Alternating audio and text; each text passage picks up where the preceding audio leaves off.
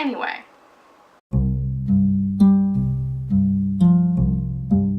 Homecoming is, well, I'm not going to say I'm surprised by how popular it's become. That's pretty self-explanatory, but I am fascinated about what it says about television audiences. This is also one of the very rare times I don't exactly want to spoil the plot because the mystery works so well. Don't worry, I'm going to, but for anyone interested in experiencing that mystery, I'm going to keep the discussion and analysis separate from the plot synopsis and provide some timestamps for anyone interested in skipping spoilers. And with that, I think we're on to our first category.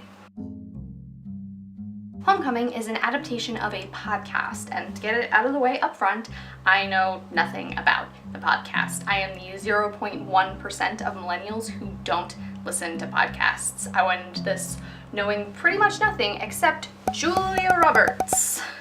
Yeah, the marketing for this has really pushed this being her first ever television show, which seemed a little odd to me, but we can get more into that later. The original writers of the podcast, Eli Horowitz and Micah Bloomberg, joined to write the screenplay and acted as executive producers alongside several others, including Julia Roberts. All 10 episodes were directed by Sam Esmail, the creator of Mr. Robot, which I have also not seen. I went into this really blind. Reportedly, Esmail and Roberts became best friends almost immediately after meeting for the first time, and overall, the cast and crew for the show is pretty small, relatively speaking, making this a very intimate production, and that comes across in the finished product. Season 1 premiered in November of this year, and Amazon picked up 2 seasons when they bought the rights, meaning we can expect at least one more season, possibly more, though I'm cautiously optimistic they won't try and drag this out beyond a natural stopping point, since the podcast only has 6 episodes. At this point, if you would like to avoid spoilers, please click here, skip to the time code on the screen, or see the link in the description. The basic premise of the show is that it's a mystery. The mystery is unraveled by Thomas Carrasco, an investigator with the Department of Defense, and Heidi Bergman, a former employee of the Homecoming Transitional Support Center. Giving a direct plot synopsis is a little tricky because the show is split between a flashback to spring 2018 and present day, sometime in 2022. The mystery is resolved by information being revealed to the audience by a flashback, while that same information is uncovered by the characters in present day. It's really neat to watch, but a little clumsy to describe, so I will do my best. In present day, Carrasco is investigating an anonymous complaint filed in 2018, claiming that a patient at the Homecoming facility was being held against their will. Heidi is a person of interest in Carrasco's investigation, as she used to work at the Homecoming facility as a counselor. So what the hell is this Homecoming facility? Homecoming is a rehabilitation center to help soldiers suffering PTSD transition back to civilian life. The soldiers believe this is accomplished through talk therapy and various exercises to help them reacclimate. But it's hinted pretty strongly in the beginning that there's more going on behind the scenes. There are vague references early on to a medication the soldiers are receiving. Back in 2022, Carrasco approaches Heidi to question her about her time at Homecoming, specifically about one of her patients, Walter Cruz, who is the individual named in the anonymous complaint. Heidi is uncooperative and tells Carrasco she doesn't really remember her time at Homecoming. Heidi is unsettled by her conversation with Carrasco, especially the fact that she honestly seems to not be able to remember anything from her time at Homecoming. She decides to do some digging on her own, finding evidence that she was hospitalized, as well as her old cell phone, which contains numerous calls to and from her former boss, Colin. By this point, the audience has been introduced to Colin via flashback, and he is the worst. He is actually the thing I would give this show a trigger warning for, because he is just the worst. Colin's interactions with Heidi start out mostly benign, but after a while, it's clear he's not just a bad boss, he's a manipulative, abusive asshole. In a very Dolores Umbridge kind of way, and by that I mean, this is a person most people have known. This is a horror you're intimately familiar with, so it strikes a very personal chord. And Colin is the hardest thing in this entire show to watch. Meanwhile, back in 2018, we've been getting to know Walter through his therapy sessions with Heidi. During these sessions, Walter talks about a friend of his who was killed in combat. The therapy sessions also establish a rapport between the characters. They speak more casually than a client-patient normally would, and Heidi even talks about herself occasionally during sessions. Back in 2022, Heidi decides to try calling the mysterious Colin, who has just been interviewed by Carrasco. Colin hangs up on Heidi without speaking, but is disturbed that she tracked him down and travels to Florida to figure out what she wants. Colin tracks Heidi down, but she doesn't recognize him. A normal person might take that as an opportunity to leave well enough alone, but not Colin. He decides to stalk Heidi, pretending to be a veteran suffering PTSD. The worst. Back in 2018, Walter's mom becomes concerned that she hasn't heard from her son, and after getting the brush off from Heidi and Walter, she files the anonymous complaint, setting Carrasco's investigation in motion. Even though Heidi assured Walter's mom that he was perfectly safe and doing well in the program, Heidi is disturbed to learn Walter has forgotten huge chunks of time from his deployment, including his friend who died. It turns out the purpose of the homecoming program is to administer a medication that will erase the PTSD reaction to traumatic memories that plague soldiers. But when Heidi calls Colin to report that the medication has worked well beyond its intended purpose, she learns the actual goal of the program is to wipe soldiers' minds completely so they can be redeployed. Redefining bang for your buck. Heidi is enraged by this and, on impulse, decides to sabotage Walter's progress to prevent him from being sent back into active duty.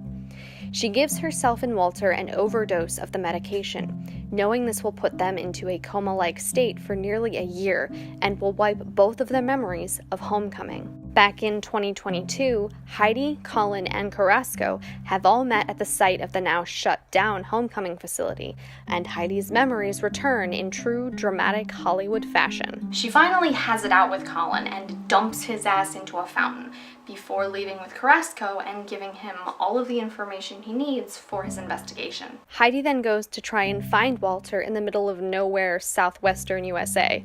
She does eventually find him, but it seems he doesn't remember her. Or does he?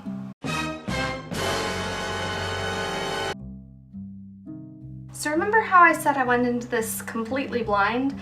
That was mostly true, except I did spoil the twist and the ending for myself because this was marketed as a psychological thriller, a genre I normally avoid. In this case, I wanted to watch the show because I thought it would be good review material, so my way around watching something that would normally scare the crap out of me is to spoil the ending for myself so I know what's coming. But I have to say, even knowing where the narrative was going, I still thoroughly enjoyed watching the mystery unfold, and there were still things that surprised me, especially how good the show was overall. By good, I mean well done. The show is expertly put together.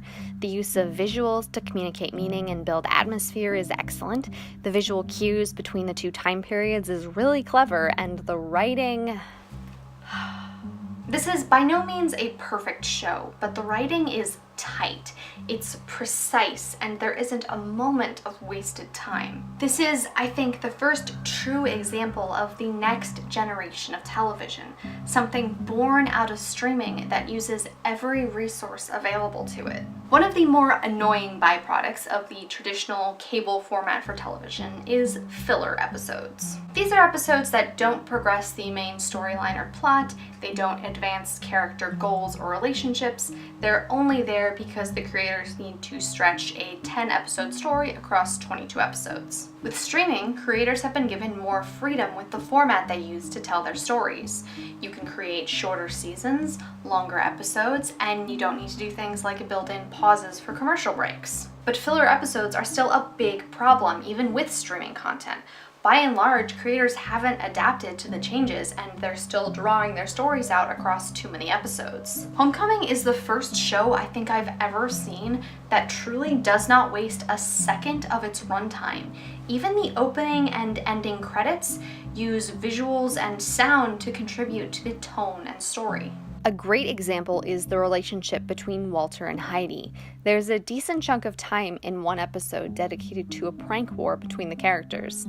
That can seem like filler, but actually, it's developing both characters as individuals and their relationship, how they interact and feel about each other. Even the thumbnails are utilized. They aren't a static image, they change with each episode, and each thumbnail features a question. These questions aren't the episode titles, and they often aren't specifically referenced in the episode itself, but they do relate to the mystery overall and specific aspects of the mystery addressed in the given episode. I mentioned earlier that the marketing for Homecoming made a big deal about this being Julia Roberts' first TV show ever, and I do think it's significant this is the show she chose to do. In many ways, it feels more like an indie film than your average TV show. Cinematography and set design, the music and sound, even the framing are all laced with this kind of symbolism you would normally find in an Oscar bait indie film. And as of the filming of this review, Homecoming has been nominated for 10 awards. Homecoming is a move to change what television can be and how we think about it, so I think it makes sense that Roberts would choose this. It's also worth noting that while Roberts is still referred to as America's sweetheart, she hasn't had a major mainstream hit since 2010, and while there's probably plenty of reasons for that, Hollywood is infamously unkind to aging actresses. Meryl Streep said in an interview, "Our culture is pretty youth-obsessed, especially people that pass 40. Once women pass childbearing age, they can only be seen as grotesque on some level." I don't like it, nor do I agree with it, but it has been the case in Hollywood for years now. But things are finally starting to change, especially with the advent of the Me Too movement, which Julia Roberts has been an active, vocal supporter of. Homecoming is well written and produced, but more importantly, it's coming at the right time.